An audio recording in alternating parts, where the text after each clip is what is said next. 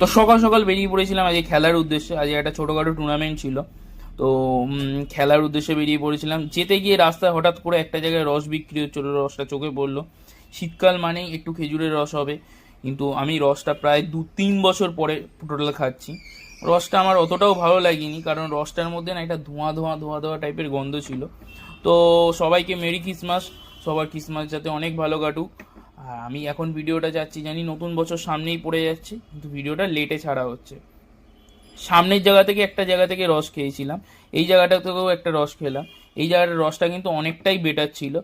এখানে আমি total 3 glass রস খেয়েছি। আর রসটা আমি খাওয়াইনি, আমার দাদাটা খাইয়েছিল। Thank you.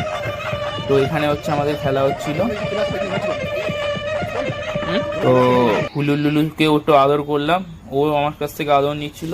Radhe Radhe, tata, bye bye.